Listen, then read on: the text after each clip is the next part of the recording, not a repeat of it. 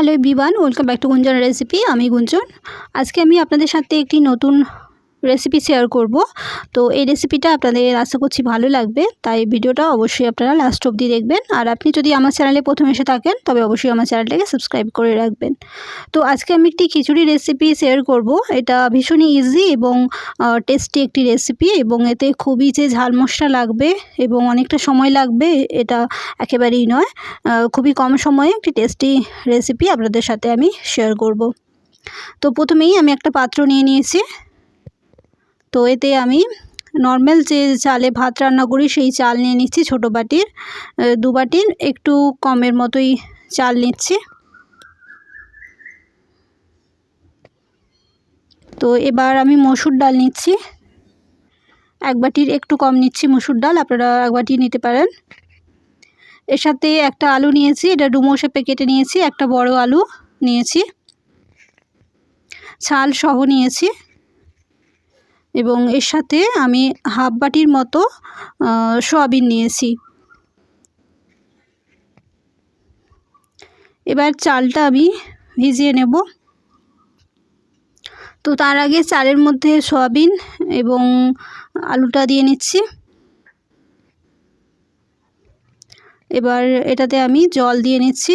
আপনারা যদি সঙ্গে সঙ্গে এটা বানাতে চান তো সেক্ষেত্রে আপনারা কুকারে 2টো সিটি দিয়ে নেবেন।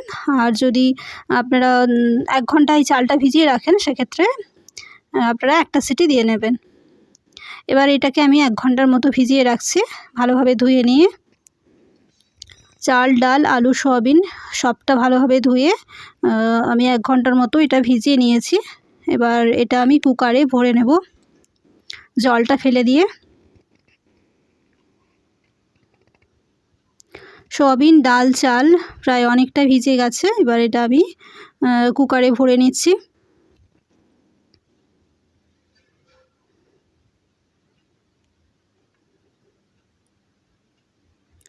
তো এইভাবে আপনারা যদি রান্না করেন খুব কম সময়ে কিন্তু রান্নাটা হয়ে যাবে।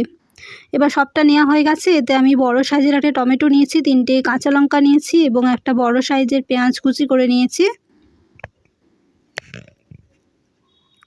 এবার এর সাথে আমি কিছু মশলা দেব, শুকনো মশলা মানে গুঁড়ো মশলা। তো নুন দিলাম 2 চামচের মতো। এবার শুকনো লঙ্কার গুঁড়ো 1 চামচের মতো দিলাম। হলুদ দিলাম 1 চিমটি। হলুদ আপনারা ইচ্ছে করলে একটু বেশি দিতে পারেন, আমি কমই দিলাম। এবং এতে আমি টেস্টি হওয়ার জন্য বিরিয়ানি মশলা সামান্য দিচ্ছি। আপনারা চাইলে ধনে গুঁড়ো বা জিরে গুঁড়োও দিতে পারেন, এটা অপশনাল, আমি একটু দিলাম। এর সাথে আমি সর্ষের তেল দিয়ে নিলাম 1 চামচের মতো। এবার আমি জলটা পরিমাপ করে দেব। চাল এবং ডাল নিয়ে 3 বাটি দিয়েছিলাম, তাই জলটা আমি 6 বাটি দেব এবং 1 বাটি এক্সট্রা দেব। এটা হচ্ছে এক্সট্রা দিলাম। এবারে আপনারা যদি একটু খিচুড়িটা জল জল খেতে চান তাহলে আর একটু জল বেশি দেবেন, বাট আপনারা যদি শুকনো শুকনো খেতে চান তো এই জলটাই একবারে পারফেক্ট আছে। এবার আমি ভালোভাবে এটা ঘেঁটে নিয়ে কুকারটা লাগিয়ে নিচ্ছি। এবার আমি একটা সিটি দিয়ে নেব। এবার এর সাথে খাওয়ার জন্য গোল গোল ছোট আলু নিয়েছি, তো সেটা কুচি করে নিয়েছি এভাবে ভেজে নেওয়ার জন্য। এবার একটা সিটি দিয়ে আপনাদের সাথে এটা আমি পরিবেশন করে দেখাবো যে দেখুন কেমন হয়েছে। তাই কুকারটা আপনাদের সাথেই কাছে আপনাদের সামনেই ওপেন করলাম। দেখুন এটা কিন্তু ঝরঝরেই হয়েছে আর জল বেশি নেই,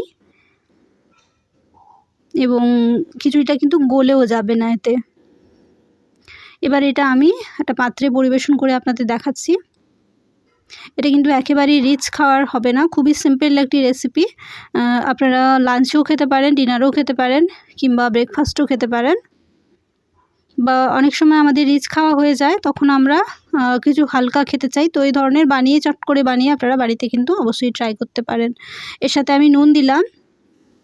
বর্ষাকাল আসছে, আমাদের কিন্তু প্রায় খিচুড়ি খেতে ইচ্ছে করবে, তো চাইলে আপনারা এইভাবে ছট করে বানিয়ে নিতে পারেন। লেবু দিলাম 2টো, সামান্য আমের আচার দিলাম।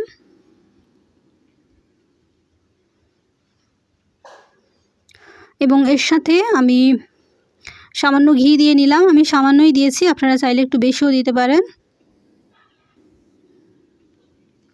এবং ডিম ভাজা করে নিয়েছি এবং ছোট গোল আলু ভাজা করে নিয়েছি। এর সাথে আপনারা চাইলে পাঁপড় একটা ভেজে নিতে পারেন বা একটু শুকনো ডুমো করে পোস্তও করে নিতে পারেন। তো আমি এগুলো দিয়েই পরিবেশন করলাম। এতে কিন্তু এই রেসিপিটা খেতে দারুণই হয় এবং টেস্টিও হয়। সয়াবিন ডাল থাকার জন্য কিন্তু এটা একটা হেলদি রেসিপি। আপনারা চাইলে অবশ্যই বাড়িতে কিন্তু এইভাবে ট্রাই করে দেখতে পারেন রেসিপিটা। তো অনেকেই খিচুড়ি খেতে পছন্দ করেন, কিন্তু খিচুড়ি রান্না অনেক ঝামেলার বলে অনেকে তৈরি করতে চান না। বাট এইভাবে যদি আপনারা প্রেসার কুকারে রান্না করে থাকেন, দেখবেন খুব কম সময়ে কিন্তু এই ধরনের টেস্টি রেসিপি বানানো যায়। তো ভিডিওটা যদি আপনাদের ভালো লেগে থাকে অবশ্যই কিন্তু লাইক, শেয়ার এবং সাবস্ক্রাইব করবেন। আমার চ্যানেলে কিন্তু অনেকগুলো ভিডিওই আপলোড করা আছে, তো অবশ্যই আপনারা সেগুলো ভিজিট করবেন এবং আমার চ্যানেলটাকে সাবস্ক্রাইব করে রাখবেন। তো আজকের মতো ভিডিওটা আমি এখানেই শেষ করছি।